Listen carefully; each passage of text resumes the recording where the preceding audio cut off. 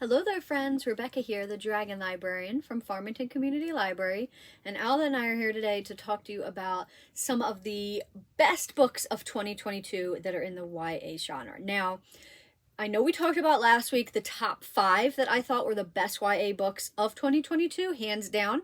This week I'm going to be talking about the top 5 runners-up for the best books. So technically they could be considered both last week's and this week's books all part of like the top 10 of the year. But that video would have been really, really long, so I figured let's just break it up into 5 and 5. So we're going to be talking about the 5 runners-up for best fiction of the year.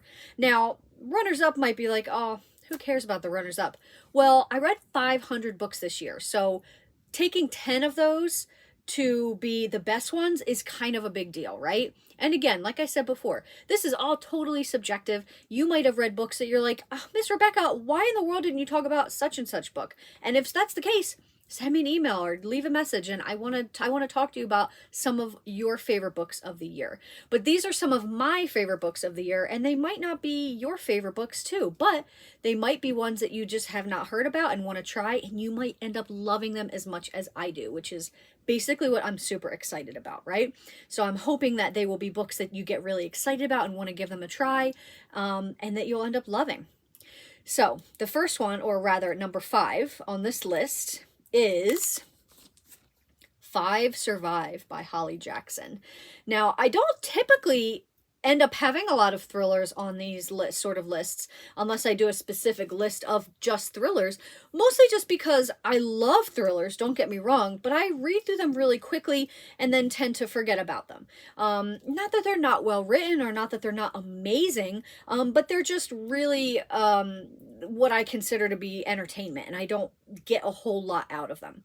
Holly Jackson is completely different, though. Everything Holly Jackson writes is just absolutely amazing. So she's the same author who wrote the series A Good Girl's Guide to Murder, if you've read that, which is another phenomenal series.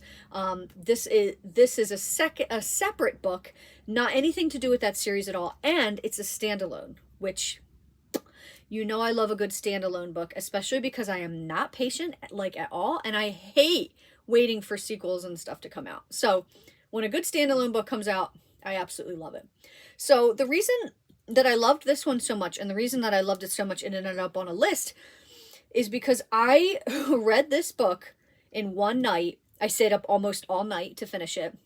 Really regretted that the next day, but it was totally worth it. I could not put this book down. I was so seized with this story that I had to see it through its conclusion. I couldn't stop thinking about it. I was like, I can't. I just need to keep going with this book. So it gets major props for that. Basically, what this book is about is it's about a girl named Red who is going on this vacation with 5 of her friends. So you've got Red, you've got Red's best friend, the best friend's older brother, the older brother's girlfriend, a friend from school, and a guy that Red has a crush on. So they're driving down to, I believe it's Florida, in this RV that is one of the companions' uncle's RV. While they're driving down there, they end up getting a flat tire in this like really like secluded woodsy sort of area. And when they fix it and get going again, all the tires then go flat. So they then discover that it's not an accident. They have been herded into this place. They have been set up to have this tire incident, and they are now sitting ducks. But for who? Somebody is out there watching them, and somebody starts to communicate with them, and they basically tell them, one of you is not going to make it. We are killing one of you. And the person demands that they give up the secret that they're holding.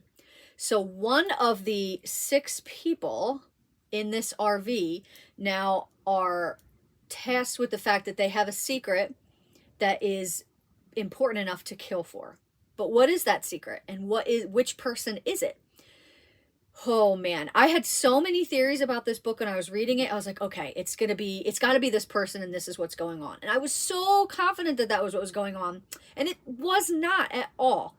It was I was so wrong, which is not really surprising because I'm the literal worst person at guessing endings to mysteries and thrillers. I have not once gotten it right. I'm so bad at it. But I was so confident I knew what was going on with this one but I was still wrong. So there are multiple shocking twists in this book that were just so much fun and amazing.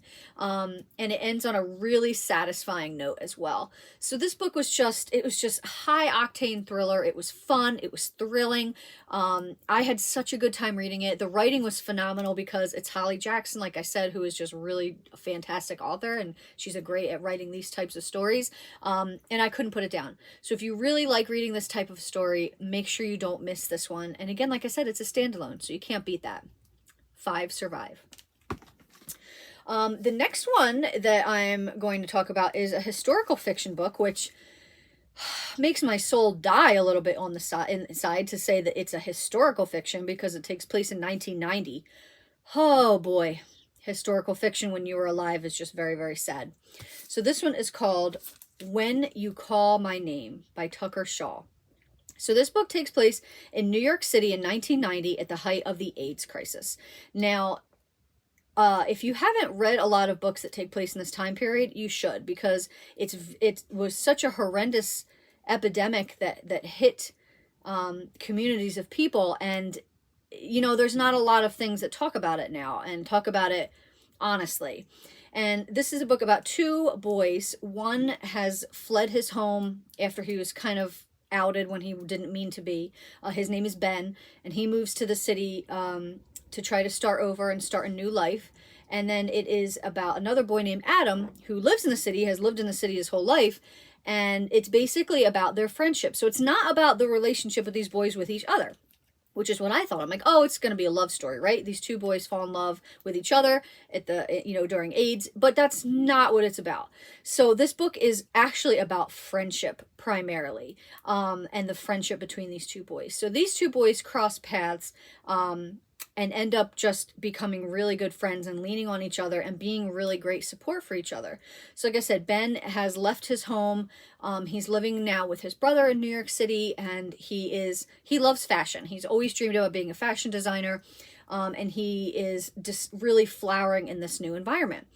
Adam has met this boy named Caleb, who they hit it off right away. They start dating, and they completely fall head over heels in love. Well, Caleb disappears for a little while, and Adam can't find him or contact him or anything. And then he discovers that he's in the hospital because he has AIDS. So then it is about, you know, Adam trying to take care of Caleb and come to terms with the fact that this is happening to him. And then when him and Ben meet, their friendship really just becomes such a strong bond for the both of them. So I love this for a lot of different reasons. One, because, like I said, there's not a whole lot of books, particularly of this age level, that talk about AIDS during that time period so heartbreakingly, so beautifully, so accurately. It's incredible. The writing of this book is amazing. I love that it wasn't a romance primarily. I love that it was a book about grief and dealing with grief, but also the importance of friendship and how friendship can really be a light in dark times. And I also really loved it because this book is sort of like a love letter to New York City. The whole thing takes place in New York City, and it's just all about the different places and the streets and the stores and the museums and all this stuff. And if you love New York City like I love New York City, then it would just feel like a warm blanket. But if you're not, if you have never even been there, don't really know or care much about it, you're still going to love this because it's going to introduce you to a place that is just absolutely wonderful. So this one is When You Call My Name by Tucker Shaw. Now the next one is a little bit of a cheat because it's technically 3 books, but I'm counting it as 1 because it's a series. It's a trilogy. So I read the last book in the series this year, and I read actually the second book as well because I had heard it ended on a cliffhanger, and I can't stand cliffhangers. So while I did read the first book previously, books 2 and 3 I did read this year, which is why I want to count the whole series as 1. So the series is called The Extraordinaries by T.J. Klune. T.J. Klune is one of my top 5 favorite contemporary authors. I love him so much. Everything he writes is pure gold. If you've read The House in the Cerulean Sea or Under the Whispering Door, he's written both of those 2 adult books. This is his teen series, and it is about superheroes. And it is about living with superheroes on a daily basis. And it's it's absolutely amazing. So basically, in this world, it takes place in a city called Nova City, and superheroes are just around. It's just a natural, it's a normal thing. Everybody's used to it. Nick is obsessed with them. He writes fan fiction about them, which is super hilarious. But when he has a chance encounter with one of these superheroes, he decides that he isn't just wanting to be a bystander anymore. He wants to be a superhero himself. He wants to be extraordinary. So he is going to then do whatever it takes to reach this goal. So at the same time, there is also sort of he is hopelessly naive about his best friend who he is in love with, and who his best friend Seth is in love with him, and he just has no idea this is going on because he's absolutely clueless. So this is the first book in the series, The Extraordinaries. The second book in the series is called Flashfire. And the third book in the series is called Heat Wave. Now, there's a lot of reasons to love this book. First and foremost, like I said, TJ Klune, everything he writes is amazing. It's incredible and just so fantastic. The writing in it is really great. I really love stories about superheroes and what it means to be around superheroes, live with superheroes, so that was really fun as well. The dialogue between the friends, because Nick and Seth have these other two friends that form this little group, their dialogue with each other is just perfect and hilarious, and I love every moment of them. I just want all these people to be my friends in real life. They're just so hilarious and wonderful. But another really big part of why I like this book is because of the way it deals with mental health. So Nick in the story has ADHD, and he has to take medicine for it. And it very much affects his daily life, his ADHD. And the way he talks about it, the way he deals with it, the way his family deals with it, it's incredible. And I love the way that it's talked about and handled in this book. Another thing I really like about it, and I can say this happily now that all 3 books in the series are out, so you don't have to worry about cliffhangers. The cliffhangers and the twists at the end of books 1 and 2 are, whoa, amazing. Absolutely incredible. But do not read the second book unless you have the third one ready to go, because both of those are just crazy. And the twists that happen in this book, oh my gosh, you're going to be surprised and thrilled and just absolutely love it. So if you love really great, witty, fun stories, if you love stories about superheroes, if you love books that deal with mental health, if you love all of that stuff, give this one a try. The Extraordinaries series. And this is the third and final book in the series, Heat Wave. All right. We're down to the last 2. Okay. Book number 2, I Kissed Shara Wheeler by Casey McQuiston. Now, Casey McQuiston is another author that I absolutely adore. She wrote One Last Stop, and she wrote, I want to say Red, White, and Royal Blue, but I don't think that's correct. Maybe it is. I can't, for some reason, remember. Yeah, it is Red, White, and Royal Blue. I couldn't remember the title of that. So she wrote a couple other books. This is her YA debut, and it is absolutely amazing. So it is the story of Chloe, who's this high school girl who's a senior. She's getting ready to graduate, and she has always been in competition with Shara Wheeler. Shara Wheeler is just perfect. She's beautiful. She's popular. She's kind. She volunteers. She does all this stuff. Her father is like this preacher and like really, devout and stuff. And Chloe has always been in competition with her for everything. So when she gets to the end of the school year, she finds herself in a predicament because Shara Wheeler, very near the end of school, kisses her randomly out of the blue and then disappears. But she has left clues for Chloe to find her. But here's the catch. She also did that to a couple other people who now have to try to find her as well. So there is just this whole thing going on where Chloe is trying to figure out what happened, why did this happen, what is going on, and she has to solve this mystery and these puzzles that Shara left her to try to untangle not only the mystery of Shara Wheeler, but how Chloe feels about her as well. This book is so great. I love everything Casey McQuiston writes. This one in particular, I really, really loved. It dealt a lot with also the joys and hazards of living in a small town, particularly if you're a queer person, and how you can love your town but hate it at the same time. It's just so well written. It's absolutely incredible. Highly, highly recommend it. I Kissed Shara Wheeler. And the ending is just absolutely perfect. Okay. Number 1 book. Are you ready? For the Road by KJ Reilly. I wish I had a happier book to end this with.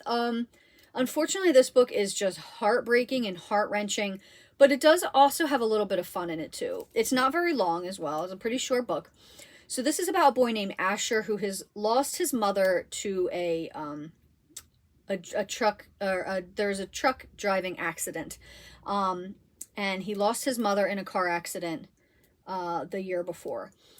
He is in therapy. He is in group therapy. Nothing seems to be working. He cannot get past his grief and his anger. Okay, anger is a big part of this book as well. So then he decides, when he figures out he knows who the person is that killed her, you know, in the accident. But then he starts talking to this guy's daughter online, pretends to be somebody completely different, and ends up inadvertently asking her to go to prom. So he figures, I'm going to go on this road trip now to meet this girl and confront her dad, who literally killed my mother. But he's not alone, because on this trip, he takes with him 3 other passengers, which are people that are also in his counseling group, his therapy group of people who have lost somebody. So there's just 4 people who are grieving and in grief, who are traveling on this road trip. He doesn't tell them why he's going there.